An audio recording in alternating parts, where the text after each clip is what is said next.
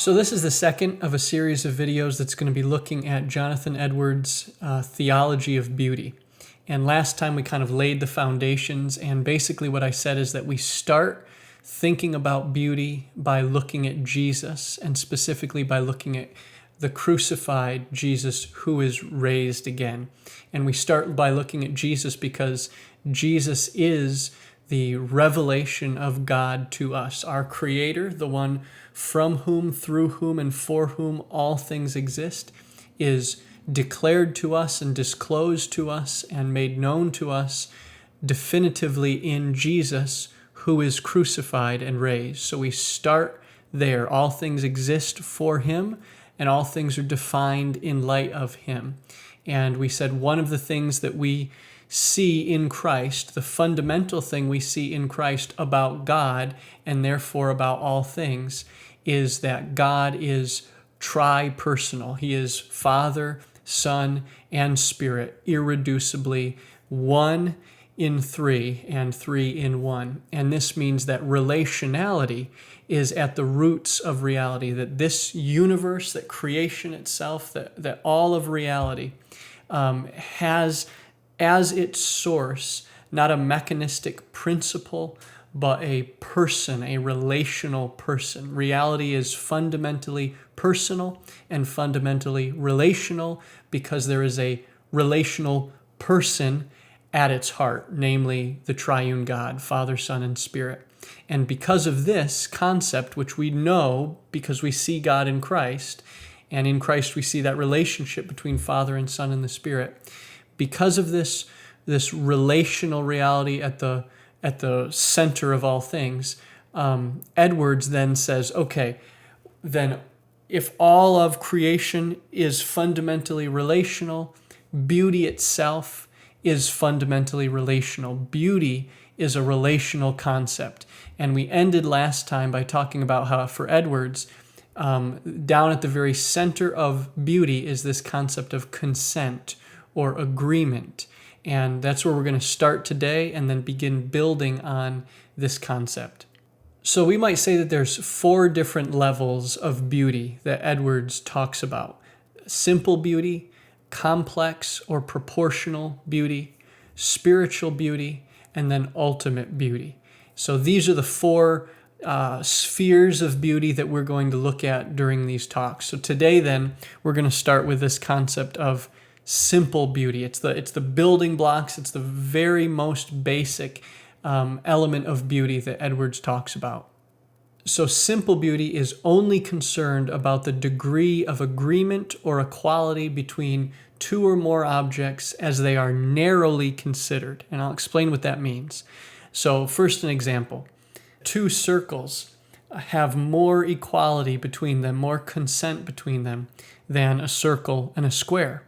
And so narrowly considered, when you just look at these images here, Edwards would say there's more simple beauty because there's more agreement or consent between the 2 circles than there are between the circle and the square. The 2 circles are an instance of simple beauty, and the circle and the square would be an instance of simple disfigurement because there's not as much agreement there. Or another example, 3 circles equidistant from each other in the shape of a triangle like this have a number of points of equality between them. They're the same shape, they're the same distance apart, and there's equal angles between them. And all of this equality, all of this consent or agreement means that there's a lot of simple beauty here, simple consent or agreement. But then if we scatter these circles so that they're all over the place, there's less agreement now, there's less consent, less order, and so less simple beauty. So again, the 3 circles in an orderly form is an instance of simple beauty, and the 3 circles scattered and moved all over the place is an instance of simple disfigurement. Now, when I first read this concept from Edwards, I thought that it was way too simplistic. It seems just kind of naive to think that you can explain beauty by saying, well, it's the agreement between 2 things, and 2 circles are more beautiful than a circle and a square, because that just seems to ignore what we all experience, which is beauty is found in the complexity and in the asymmetry and in the brokenness often. You think about a broken castle ruin can be more beautiful than the formed and structured castle, or a shattered glass on the ground that scatters all over and light fractures through it. Can be more beautiful than the orderly and formed glass. And so you think, well, this is really a simplistic view of beauty, but that's the point, because it is, as Edwards says, simple beauty. This is the building blocks of Edwards's entire concept and project of beauty. So you can think about this idea of simple beauty, the agreement between two things, as kind of the atoms from which the structure of Edwardsian beauty is built. Or you can think of it as the very simple rules of grammar from which and upon which the poem of Edwards' view of beauty is going to grow out of. Or one more example, you can think of simple beauty as the very simplistic melody that is then elaborated on and layered and expounded to turn into the fugue of what Edwards' real picture of beauty is. So this is very simplistic, but it is just the smallest pieces, and Edwards is going to build on these pieces and draw them out and come to some really amazing conclusions that have been helpful for me and hopefully will be helpful for you also.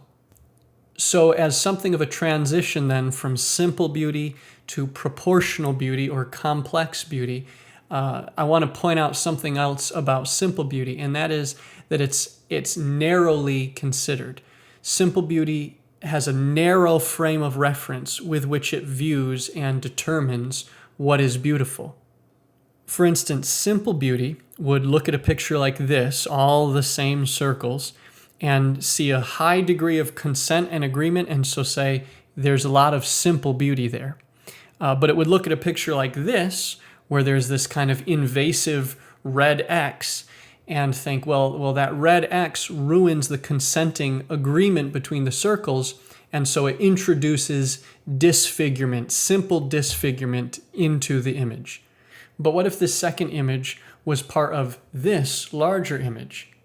Simple beauty can't handle the beauty of patterns or proportionality or harmony. It can only narrowly consider beauty. And so that's why simple beauty is not really something we come across in real life. Simple beauty is kind of this mathematical abstraction, this theoretical idea of the perfect circles agreeing with each other. But in real life, we're constantly bombarded by shifting images and shapes and colors and this kaleidoscopic flow of pattern and all these different elements.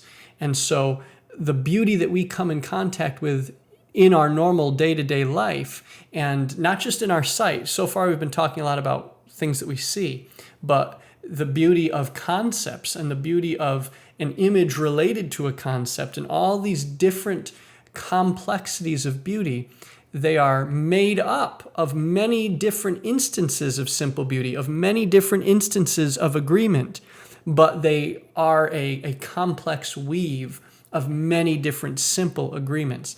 And so that's what then moves us to this second level of beauty, which Edwards calls complex beauty, but which could also be called proportional beauty.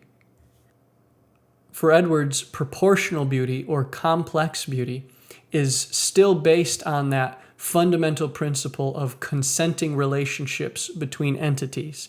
But unlike simple beauty, which just considered, how two or more entities consent to one another, proportional beauty brings in the aspect of an overarching pattern or a system in which all the little pieces belong. So if simple beauty is narrowly considered, just looking at two or more entities and how they relate to each other, complex or proportional beauty expands that lens and takes into account what we might call the bigger picture. We could call this beauty in light of the whole, not just narrowly considered, but considered in light of the whole.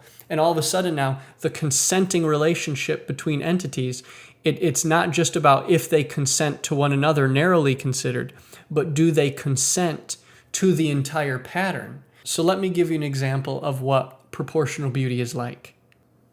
This is the picture we looked at earlier, but now we can look at it a little bit more closely. So here, the red X looks like it's invasive. It looks like it's disfiguring or messing up the simple beauty of the pattern. Oh, we had all these nice circles, and here comes a red X into this pattern, and it messes it up. That's what simple beauty says. It says now we have simple disfigurement. But complex or proportional beauty doesn't think that way. Proportional beauty zooms out and looks at the entire pattern and says, ah, look, what you thought was disfigurement, simple beauty, what you thought was disfigurement is actually an instance of consent. It's actually an instance of beauty when looked at from this larger perspective, when considered in light of the whole. And the really awesome implication that comes from that is that the very thing that once seemed to be dissenting, the very thing that narrowly considered looked like disfigurement, broadly considered is now all of a sudden an aspect of beauty.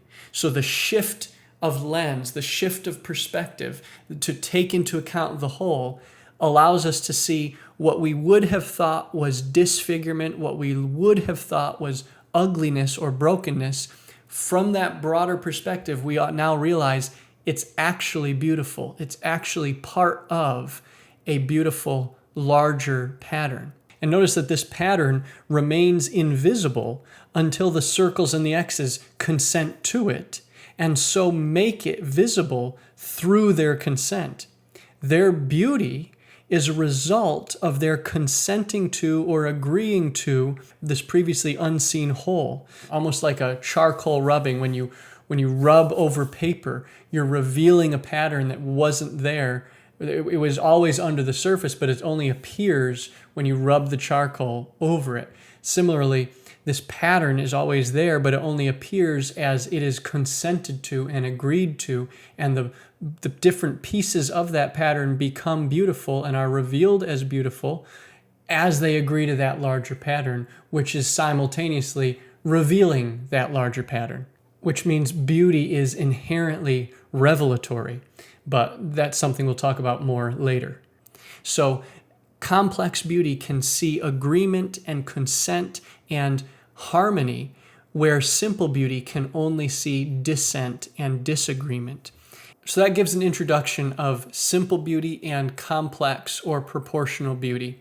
And then what we're going to do in the next video is take some time to think about some of the implications that proportional beauty has for how we think about what's beautiful, what is beautiful around us, and not just visually, but how are ideas beautiful, or how is music beautiful, or how is ideas and events, how do they interact and become beautiful? How are stories beautiful? All these things are elements of complex or proportional beauty. So we'll take some time to think about that and some of the implications that this idea has for broader things, like how do we deal with sorrow or evil in the world. And then once we've looked at that, we'll move on to look at spiritual beauty and then ultimately ultimate beauty. So that's where we're going in the next few videos. But until then, thanks for watching.